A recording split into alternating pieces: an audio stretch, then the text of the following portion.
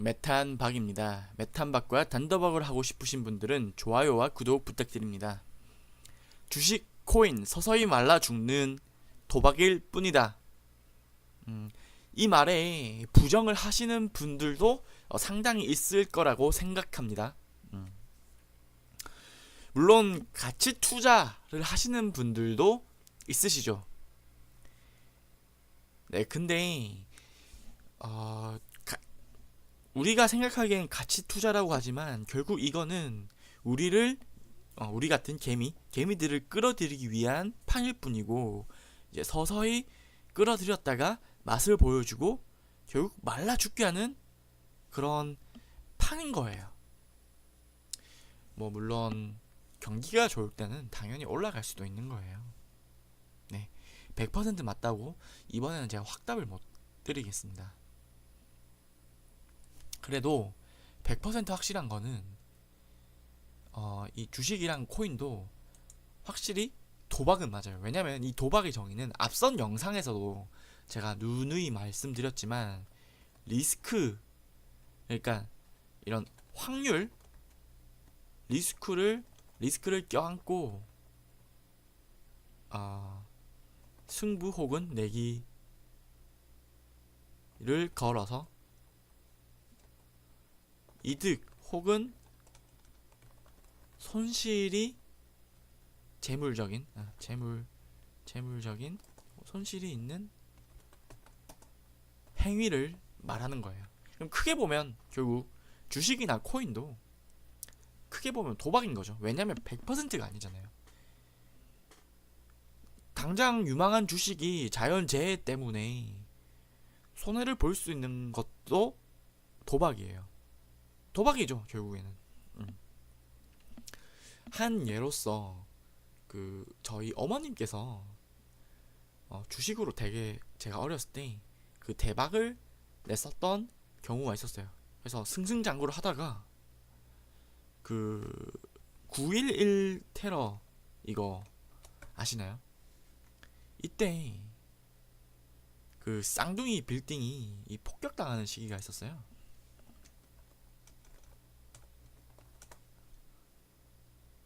네.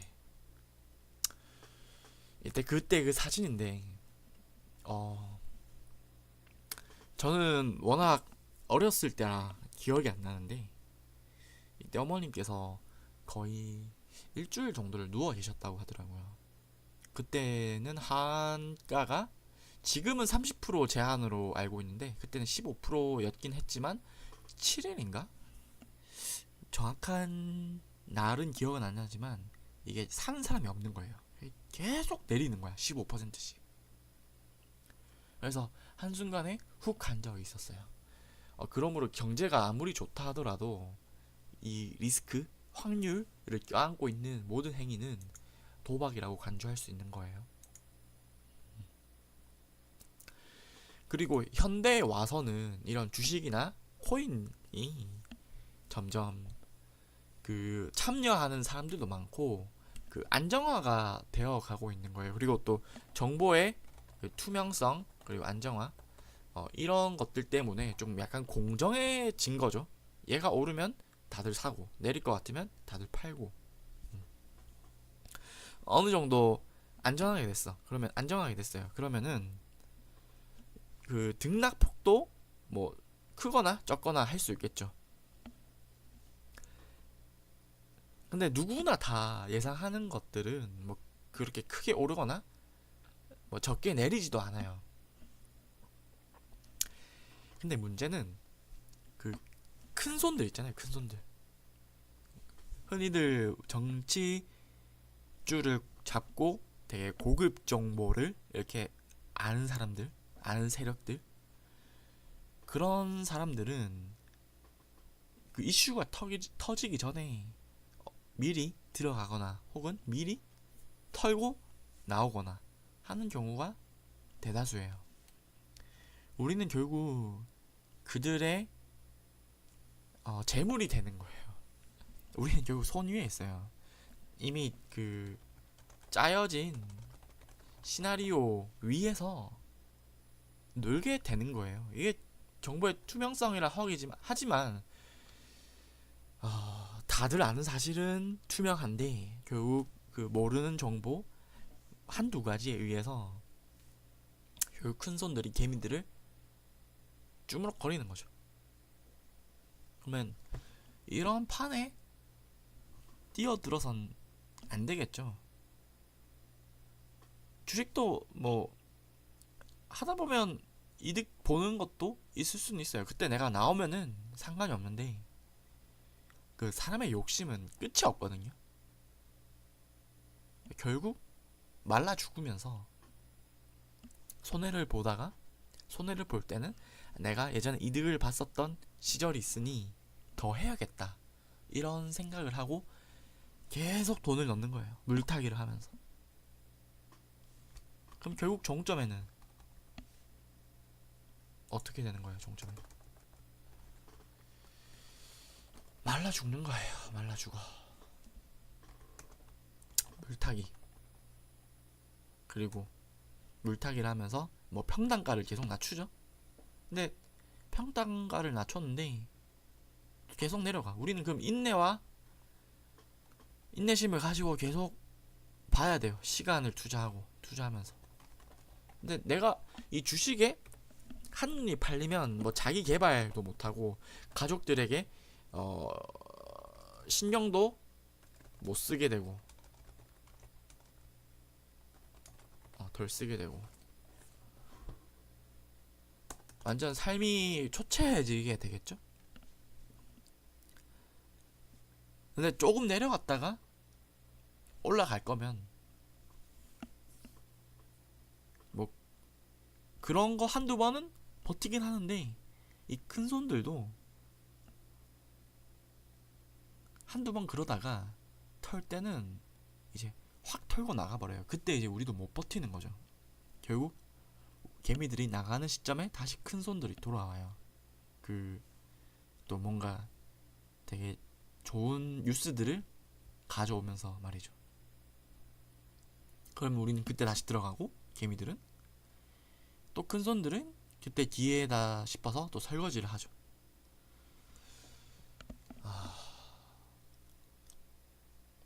뭐 저도 이게 뭐 팩트는 아니에요. 제가 그걸 경험한 것도 아니고 뭐 제가 큰 손이었던 것도 아니고 하지만 저도 개미로서 되게 많이 잃었어요. 코인 이거 하면서 정말 크나큰 손해를 겪었어요. 뭐 금액을 구체적으로는 말씀은 못 드리겠지만 제가 투자했던 금액에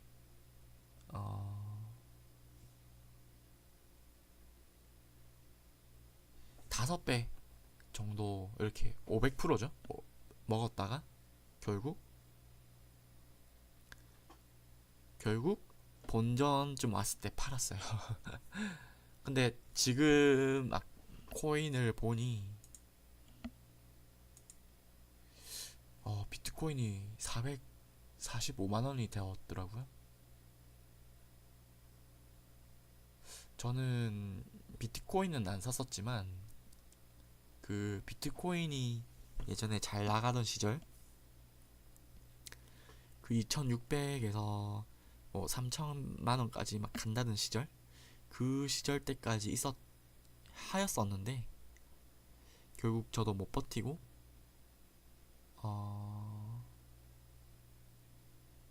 결국 팔았어요. 제가 종목이 저는 퀀텀이라는 애를 예전에 했었는데 얘가 한 3만 원이던 시절에 샀다가 그 한 13만 원까지 13만 1,000원인가? 그까지 갔을 거예요. 근데 그때도 저는 눈이 돌아가더라고요. 이 100만 원까지 간다. 근데 결국 끝까지 올라가다가 정부의 규제 발표안이 있었죠. 아마 그 시기 때 큰 손들은 다 나갔을 거예요. 그런 소식도 이미 알고 있었을 거예요.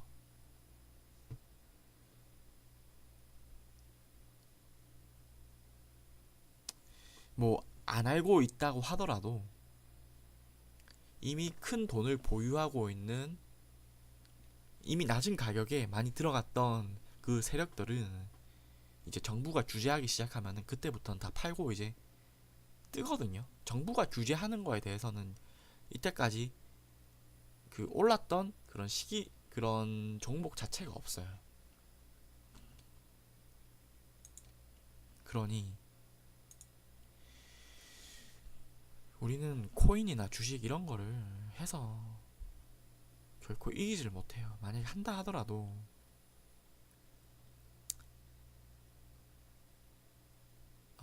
그냥 안 하는 걸 추천드릴게요. 그, 그 본인이 메탄박이 올렸던 그 영상들을 보면서 도박 중독자 얘기가 자기임을 인식하는 사람들은 절대로 주식이나 코인을 하시면 안 돼요. 저는 주로 카지노에서 그 바카라라는 도박을 했지만 코인도 했었고 주식도 한 적이 있어요. 근데 결국 그 성질이 같더라고요. 특성도 그렇고. 얘에 빠지면은 하루 종일 생각이 나는 것이 주식과 코인이고 그렇더라고요. 결국에는 도박을 하든 주식, 코인을 하든 결국 돈을 잃게 돼요. 땄을 때 떠나면 뭐 상관없지만 오래 하면 결국 잃더라고요. 단 도박은, 카지노 도박은 빠른 시일 내에 잃지만 코인이나 주식은 천천히 말라 죽어요.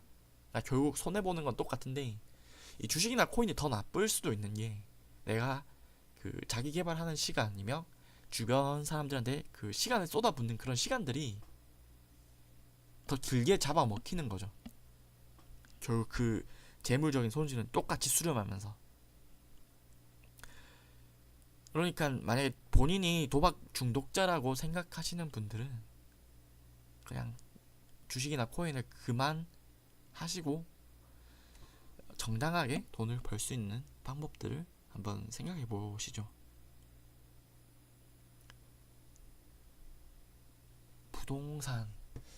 부동산 불패 신화라고 하는데 부동산도 잘 모르겠어요. 부동산도 이게 결코 오를 수 있는 게, 부동산도 100%는 아니잖아요. 부동산 투기도 어찌 보면 크게는 도박인 거예요.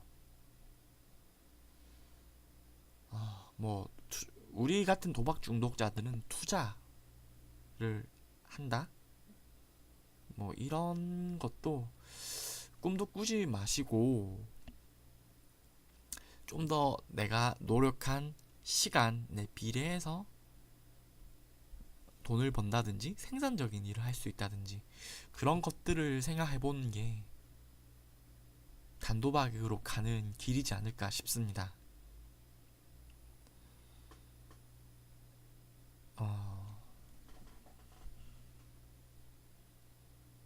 저는 앞으로 평생 주식이나 코인을 할 생각은 없어요. 만약에 아무리 호황, 경제가 부흥해서 다시 오른다 한들 우리 같은 도박 중독자는 결코 그 시기 때 빠져나오지 못하죠. 그 허황된 희망 회로를 돌리기 때문이죠.